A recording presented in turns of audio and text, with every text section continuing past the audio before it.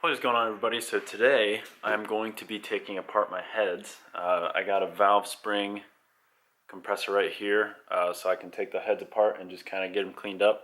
And I also have my stuff for labeling all the parts. I'm going to bag them and tag them. I'm going to compress the springs and then pull out the valves. And there's like the little retainers in there too that I'm going to be sure to keep separate from all the other ones. I just want to keep track of them just so I know which one they went to. I'm not too worried about keeping the springs because I am going to get some new springs. I'm hoping tomorrow we can do some homemade hot tanking. So maybe that will be one video just because I want to make them interesting.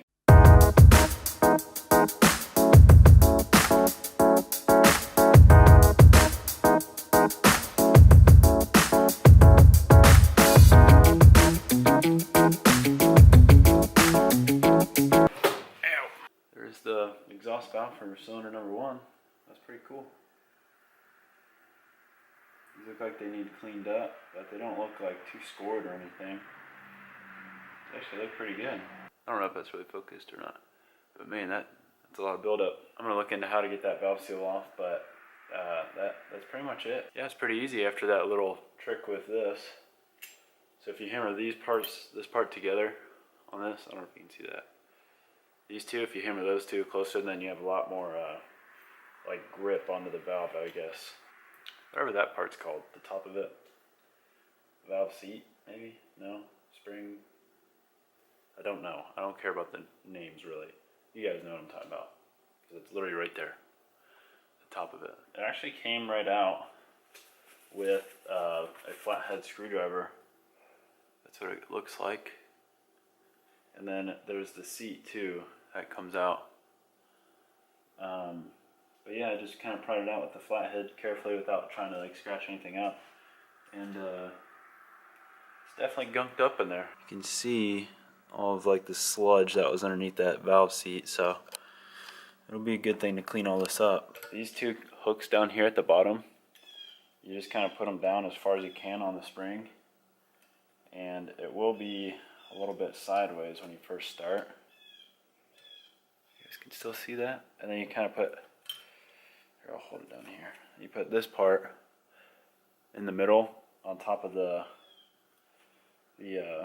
whatever that top part of the valve is, the valve spring assembly. So you can just kind of hold it all together, and then as you tighten it, it should compress itself and the spring. And then it all kind of comes out.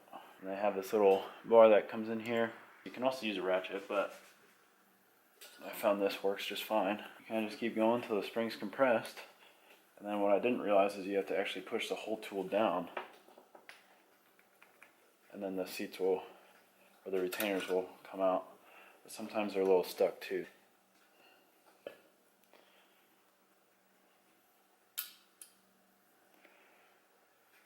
There's the first retainer. Just kind of had to wiggle it around a little bit. There's the second one. So there's this top plate right here.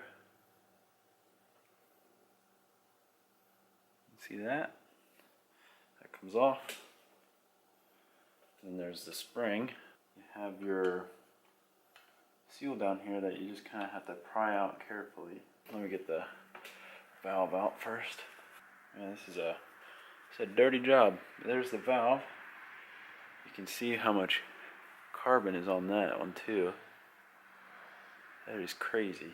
I will admit my faults when I see them. I put a little bit of a scratch in there. I don't know if you guys will be able to see it. It should be alright because that's just kind of the outside of it.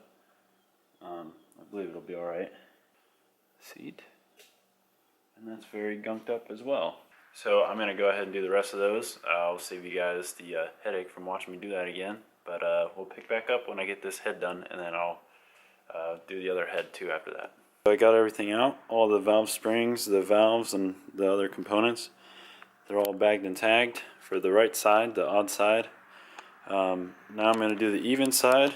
I'm going to skip through that because it's the same process, but I did figure out a decent way to get the valve seals off. I just kind of pry the flathead in between the seat and that part that's actually in the head.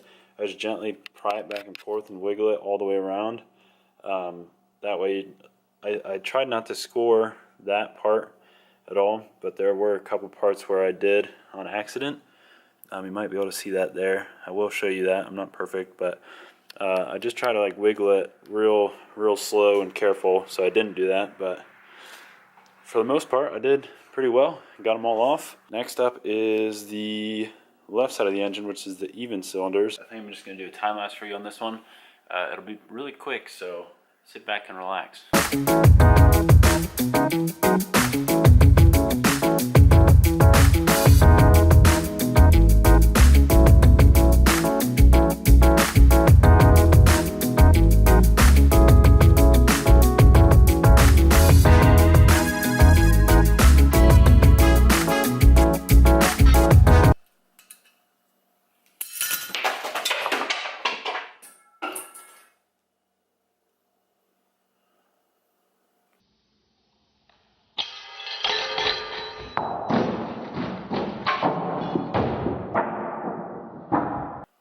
That wasn't on there very well. All those pieces just shot everywhere.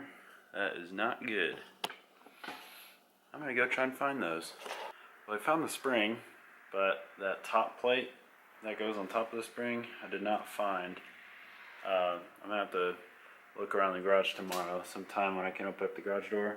That's why you make sure that this thing is actually on there. Well, because that could have been dangerous. I got lucky though, and didn't get hurt.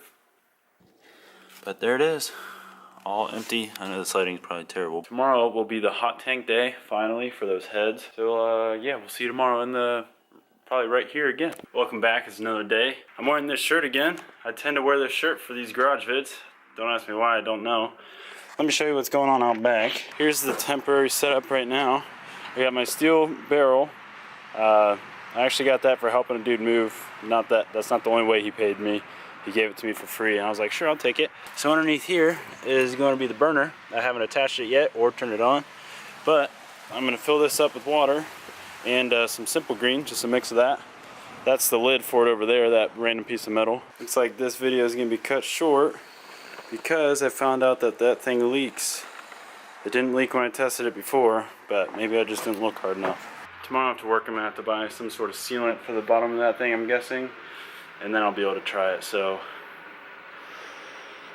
yeah, we'll try again tomorrow, which kind of sucks. I was thinking about using this, some JB Weld, but then I was like, wait a minute, why use this when I can actually weld it? So after some inspection, I know it's going to be really loud with wind and that thing, but there's clearly some like cracks in this sealer on the bottom. There. So I cleaned it out a little bit with the screwdriver, as you can tell, and I'm going to just kind of clean it out with a wire wheel, and I'm going to hammer it back to its original shape. I'm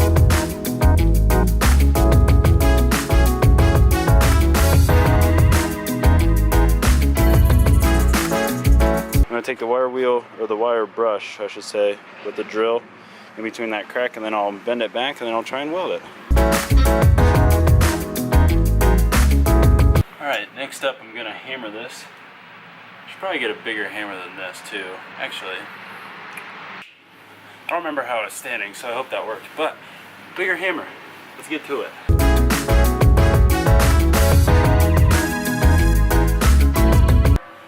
Whoever can quote this movie, I will subscribe to you. Oh, hey Denise. And before I get started welding, don't make fun of me because I'm a terrible welder. I've welded like one thing in my life, and that was just for fun, so. Alright, the only thing I have is this old mask. It's like ink shit, has glue all over it. Oh, always falls down and has spider webs. So let's give it a shot. This thing is impossible to see out of. Oh, cried chopped my throat.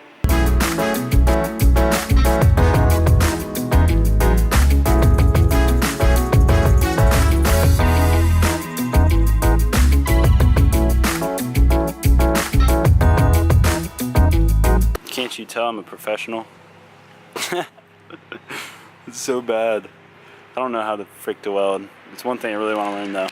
What's going on? I'm sure you realize where we are by now. We're back in the garage. I have a huge update for this engine build. We got a table. If you follow me on Instagram, you probably saw my story the other day where my buddy was here welding. That's because I don't know how to weld, as you saw. He got the bottom of this barrel welded up all nice for me down there at the bottom. I would show you, but that means I'd have to flip this over. I don't feel like doing that. Just know that it's welded all nice. So I'm gonna go ahead and take this out there, start filling it up with water, and then hopefully get this thing lighted. I can see someone moved all my stuff, but it's all right. It's not like there's enough crap in here anyway.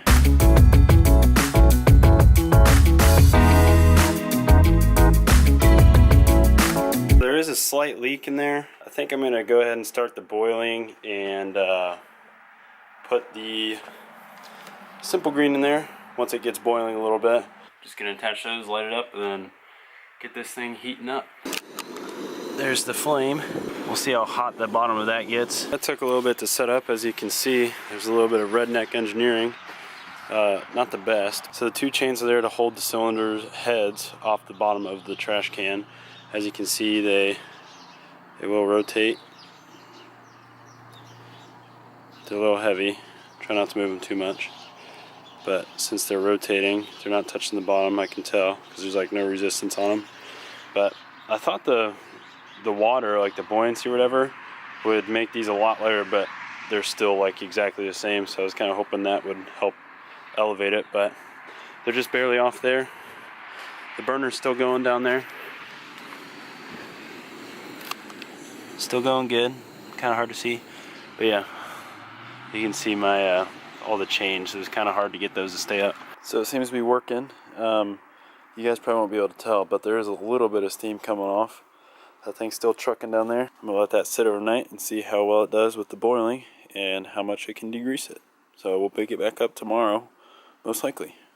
Hello, welcome back. It is the last day, well, final day, I guess, for the kind of homemade hot tank idea that I had.